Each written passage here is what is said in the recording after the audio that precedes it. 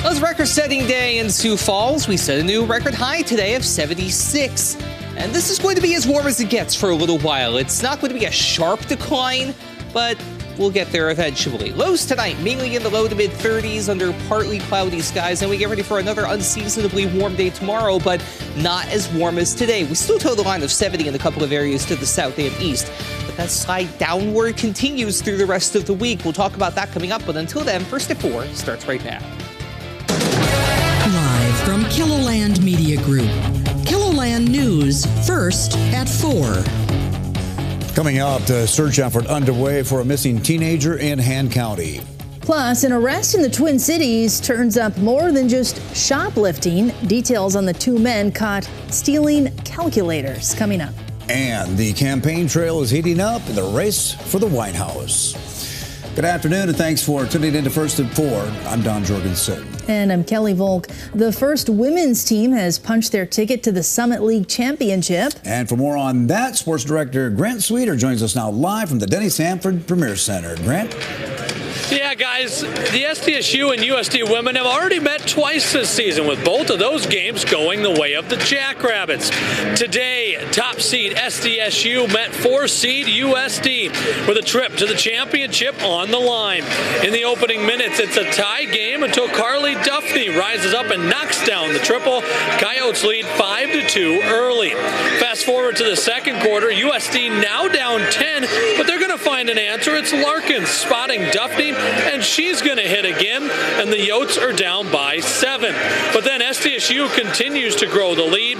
It's Paige Meyer with the steal, an easy run down the floor for a layup, and the Jacks lead 36-27. In the closing seconds of the half, things start to get interesting. It's Brooklyn Meyer who tallies 2 of her 20 points, putting State up 10, but USD answers right back. They run the floor and feed Duffney, who hits yet another triple, though SDSU led by 7 at the break. Fast forward to the closing seconds of the third. SDSU is still up 7, and they add on. It's Madison Mathowitz who splashes in the triple. State leads by 10 after 3 quarters. And in the fourth, they keep rolling. Paige Meyer dishes to Ellie Kolbeck, who hits on the corner tray. Jackrabbits by 11, and their biggest lead in the game came at the end of the game as SDSU is headed back to the Summit League Championship following a 76-63 win over USD. Really pleased with the effort we played with today, but I think today is just another great reflection of everything we've been doing all year, quite honestly.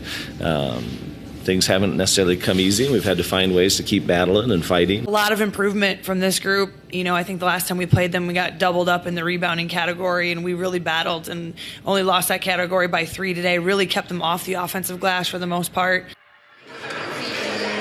SDSU will now meet either NDSU or Oral Roberts in Tuesday's championship. Well, the Bison and Golden Eagles are currently playing right now, and they're at halftime. It's NDSU leading 38-28. Again, the winner of this game will meet SDSU in the championship 3:30 on Tuesday. Reporting live in Sioux Falls, Grant Sweeter, KELOLAND Sports. Thanks, Grant. And as the basketball action continues, be sure to check out our special Summit League page on KELOLAND.com. There you can find bracket information and a photo gallery. You'll also find a live blog from digital reporter Eric Mayer for tonight's matchup featuring the SDSU men starting at 6 p.m. Interesting. Some of those basketball scores kind of look like our weather temperatures today. That's crazy nice out there, Adam. Yeah, absolutely. And remember how I said we hit 76 for a high temperature today? I lied. It's 77 now. That's our high temperature so far at the airport. It's still a record all the same. It beats the old mark of 75 set back in 2016. And Sioux Falls is not alone in that department. Yankton also setting a new record at 78. Brookings with a new record at 71. Marshall, Worthington, and Spencer 74, 75, and 77 respectively. Yeah, you guessed it. Those are all new records as well. For what it's worth, Watertown is knocking on the door of a record. They have to get up to 73. Aberdeen is also pretty close as well. They need to get to 71. It's not to say everybody else didn't do pretty well for themselves either. Mitchell hit 73, Pierce 64, Rapid City 63, 62 for Mobridge. Even the Hills getting in on the 50s, Custer at 51, and Spearfish at 59. 77, that's our current temperature, and like I said, that's our new record high.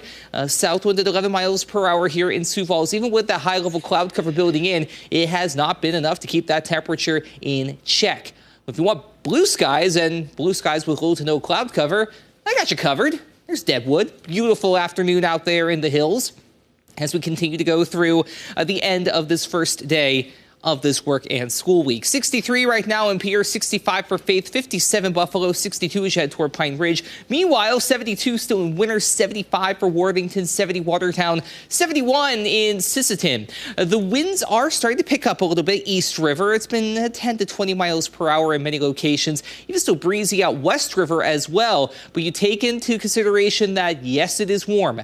Yes, it is windy. The air is also very dry with dew points in the 20s. That is putting that red flag warning in place for basically everybody in southeastern KELOLAND and then along the Nebraska border all the way over to Hot Springs and Custer County as well. This will be through the rest of this evening. Please be careful with any outdoor heat sources that you may have, and just really remember that outdoor burning is going to be strongly discouraged, not just today, but until we can really get some rain in place. We'll have low temperatures in the 30s tonight. The wind backs off a little bit. And I mentioned we really could use some rain. Well, we do have some rain to talk about eventually. We'll go into more detail on that as we head through the hour. All right, sounds good. Thanks, Adam. Well, despite a massive effort, as of this afternoon, the search for a missing teenager in Han County has come up empty. Sheriff Shane Croney tells KELOLAND News that they have used 4 airplanes, a helicopter, drones, riders on horseback, and ATVs to search areas where they believe they might find 17-year-old Wyatt Rowland. He disappeared Saturday night while driving his red pickup. The sheriff tells us that the search will continue until nightfall and will resume in the morning. We'll take a closer look at the search coming up tonight at 6. The arrest of 2 men in the Twin Cities turned out to be much bigger than simply shoplifting. Adam Duxter has the details behind a calculator stealing spree. When police stopped 2 men leaving a Woodbury Target last month, they likely didn't know they were coming across something bigger. Inside a cooler, the 2 men were carrying $5,000 of stolen calculators. I think it's ridiculous. I can't believe it. Something shoppers say just doesn't compute. It's insanity. I never heard no one stealing calculators. That's probably the first time for me. It turns out the investigation would multiply. The 2 men accused of stealing graphing calculators from stores in Eagan, Apple Valley, West St. Paul, and more.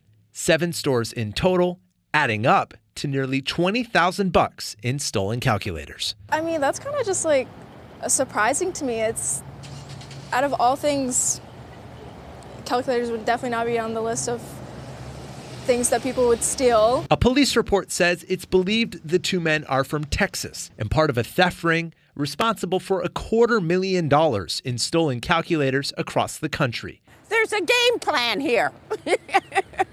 Oh, they're figuring out they can sell them on the internet, you know, to people that will go and get them because they're going to get them a little bit cheaper. Their decision could end up equaling 10 years behind bars. Are they going to have to lock up calculators now? Like, are people going to have to go up and like, hey, I want to buy this calculator. Can I unlock it? If it's a calculator, it's going to be another thing. So it's just one after the other. Adam Duxter, WCCO News.